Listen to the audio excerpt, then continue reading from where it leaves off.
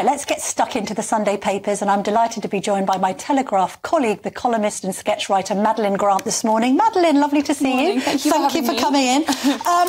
There's quite a lot to go at, actually. Again, we've got reports on the front of the Sunday Telegraph. This is James Heaps written an opinion piece for the newspaper, basically saying that he thinks the UK is failing to prepare for war.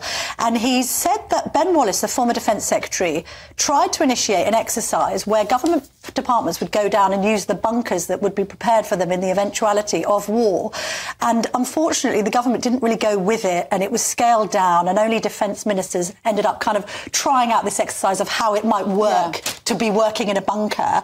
What does this say in general about how we're treating the threats against us from Russia, from China and beyond? This is nuts, isn't it? I mean, you think that the whole point of this exercise, the way I've understood it, is that if you're putting the country on a war footing, that will necessarily involve buy-in from every single government department in all sorts of areas. And it seems like only the specific defence brief seems to understand the urgency of all this. Yes. And of course, I just think that, you know, we've got, I think, a compound failure of successive governments failing in their core duty, which is, you know, to defend the realm against external threat. If you don't have that, then you have literally nothing else. Yes. You know, and I think we're reaping what we've sown, or rather we've failed to sow for a very long time. Was it a mistake, do you think, by Jeremy Hunt and Rishi Sunak not to have upped defence spending in the last budget? Yes, I think absolutely was. I mean, that's as I say, I think that's the single most important priority, and without that, you have nothing else. And I think, for example, the way that we've seen in the fallout from the Russia-Ukraine war, we found that by failing to take a long-term view of things like in energy, for example, it created massive economic effects, impacted people in their pockets, inflation spiralled. And I think if you don't take that long-term view of that, you will find that in all sorts of other areas, basic functions break down. And it certainly upset a great deal of Conservatives. Lots of Conservative MPs said privately that they were very disappointed that that wasn't front and centre of the budget. Yeah, it's odd, isn't it? And we've got Liz Truss coming out with her book imminently, 10 Years to Save the West. We've got the US elections looming. We've obviously got an election in this country which the polls are suggesting is only going in one direction. I wonder what you make of the idea of a Trump resurgence and whether, weirdly, that might settle things down a bit. Maybe. I mean, the thing about Donald Trump is that no one knew what he was going to do next. Do you remember when he just took out the leaders of the IRGC, just like that? Iran promised that there would be retaliation, but there wasn't really. And in a way, I think that attitude towards foreign affairs can work quite well if you're dealing with a part of the world where I think people respond better to brute force than anything else. And certainly the impact that the kind of general aura that Joe Biden has been exuding is one of weakness. I don't think that has helped at all. Well, but equally, I think Donald Trump might well sell out Ukraine. Yes, and that's sell them down the river. So it's not a good choice that awaits the British people, the American people, and of course, the British and the world, association, because you know what America does has an impact on all of us. You're talking about weak leadership when it comes to Biden or Israel. What do you make of the Foreign Secretary's leadership on this issue? Because obviously we've had this talk of us banning arms sale to Israel. David Cameron hasn't really sort of responded fully to that. He's, as Boris Johnson accused him actually in the week, of sort of showing a strange amount of purdah on the issue, not really commenting either way. I feel David Cameron's written this op-ed in the Sunday Times today. We have humanitarian laws. Israel must abide by them. I mean, he's playing a good game of sort of October the 7th bingo in this piece where he's being all things to all men. Is he being strident enough in support of Israel, or does he have a point? At the moment, Netanyahu seems to be acting disproportionately. 3 British aid workers have been killed this week. Well, of course, that the overall, many people had the impression that although Israel does take steps to minimise civilian casualties, that there was a real... There was a lack of concern in some quarters for collateral damage, for sure. And, of course, this week's tragic and catastrophic error involving the deaths of 3 British nationals, I mean, that has very much played into that stereotype. Israel has not always made her an easy country for her friends to defend. And I don't buy this idea that you have to be uncritically supportive of everything that goes on in order to be a decent ally. Sometimes you actually have to tell your ally areas where, you know, you think that their actions are working against them. I mean, need to be a critical friend at times, right? True, and Israel needs friends. It needs the support of the international community. And of course, there are so many people within Israel who have been highly critical of Netanyahu's management of this war. So it's not as if Israel doesn't have its own internal critics as well. No, I mean, we heard criticism this morning, didn't we, from the family of one of the hostage victims, blaming Netanyahu, basically. I mean, I think for the original attack on October the 7th, questions being asked about why Bibi didn't see this coming, but also the handling subsequently. Really interesting story in the Sunday Telegraph about the British response to this. Only 1 in 4 British Muslims believes Hamas committed murder and rape. What else has that survey discovered? It's shocking. OK, so this survey was carried out by the polling organisation JL Partners for the Henry Jackson Society, the think tank. And they found that about half of British Muslims said that they sympathise with Hamas.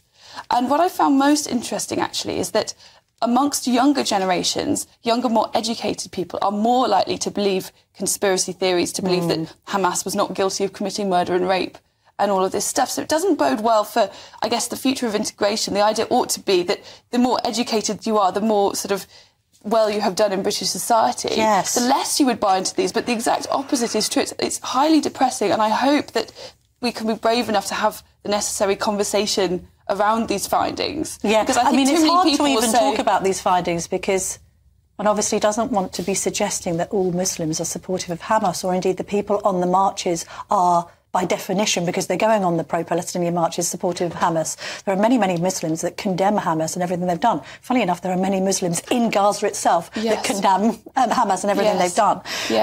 But what's difficult with regard to that younger generation is, are we thinking that they are basically getting their ideas from social media, where a lot of the claims made on TikTok and beyond are completely unsubstantiated and actually fuelled by Hamas propaganda? Yeah. I'm sure that must be a part of it. TikTok is extraordinary. I mean, I'm almost a bit too old to be this kind of TikTok generation, but the Gen Z, the generation below me, gets an overwhelming proportion of their news directly from TikTok. You know, people complain about the legacy media a lot, but what replaces it might very well be worse. And that's why you get a situation on sort of campuses where people are chanting from the river to the sea, Palestine will be free, without actually knowing the implications of that for Jewish students, for instance. Let's have a look at Angela Raina. Now, the Mail on Sunday will not give up on this story, which was originally featured in Lord Ashcroft's forthcoming book. They serialised it and got this line about this second home. And now the Mail on Sunday is basically saying that they have got evidence that she has lied and that she was living in the house with the husband, because they claim that she took photographs, which she posted on social media, saying things like, delighted to be home. And it was the husband's home, not the home that she's claiming was her main home. It's confusing, this. I suppose the bigger issue is she becoming a liability for Keir Starmer? Well, you know what? I think that what this particular debacle really speaks to, I think, is a feeling of Labour feeling that they're absolutely unassailable, that they could ride out just about anything right now because, you know, there's so much contempt for the Conservative Party at the moment. But I think it does not bode well that I think actually a lot of people would have some sympathy for this. The tax system is notoriously complicated. I mean, I employ an accountant just to help me do my tax return on the small amount of money I make above my other salary. And it should be said that Raina's saying, my tax affairs are completely in order. I had accountancy advice on this. I've got nothing to hide. I mean, she hasn't reacted to this morning's revelations, and maybe she will. But but I think a lot of people would have had some sympathy having, you know, dealt with HMRC and the difficulty of that. And if she just come and said, well, look, I've made a mistake, here's what's happened and I've now resolved the matter, I think it would have gone away. But she's deflected a bit too much. They have held this line for a long time, and I think probably it will go away because we'll move on to something else. Labour will continue to ride it out. But it does tell you something about the attitude that they don't have to be accountable in the way that they have often demanded of other politicians. Oh, yes. If this was a Tory scandal, we'd have Raina all over it, Of course we would. And Raina has demanded that Jill Mortimer, the MP for Hartlepool, publish her tax return, and that was just an ordinary backbencher. Yes, you know, so more transparency. Although the Tories are missing a trick here, they've left it to the Mail on Sunday to fight this battle. Have they been aggressive enough in their questioning of Angela Raina? Again, you know, this idea of them being a bit too polite when it comes to attacks. Maybe they'd rather not defenestrate Angela Raina. They might think that if she stays where she is, that she would be more of an asset to them. I don't know. Well, they may think that people think that she's kind of, you know, a stalwart of the harder left. she claims she's more moderate, but maybe that's a good point. Maybe she's politically convenient but to the Tories. It didn't have to be this way. That would be the thing I would say. And then we're looking at Tories run ragged. Do you see what we've done there with William Ragg's name? Because we've got our former colleague Harry York in the Sunday Times saying how he was a victim of this Westminster honey trapper. And I think we can both agree that there is... I mean, that's the worst journalist in Westminster to target, actually, because there's no way Harry York is falling for strange messages from strange women. He's, first of all, happily married, and second of all, a bit too canny for that kind of behaviour. Yes. Yeah. But the Sunday Mirror's claiming that this sex sting scam, which is easy for me to say, has been going on for a year. So my question would be, Madeline, and you're a sketch writer, so you see these MPs up close and personal in the chamber Not every that day. personal. Not that personally, to be fair. But should these MPs be on dating apps? Well, they're exposing themselves. This happened because he was on Grindr and got contacted by somebody on there. He's then given up these personal telephone numbers. Should they be on dating apps, first of all? And what should happen to William Ragg? Because we know that he's still vice-chairman of the 1922 committee, which looks after backbench Tories. I'm not sure that is tenable for them. And I think it's pretty extraordinary that Jeremy Hunt not only defended him the other day, but said that he'd made a courageous apology. Yeah, what was that from the Chancellor? I didn't get that defence. I thought it was odd. That was crazy, because he made a foolish mistake.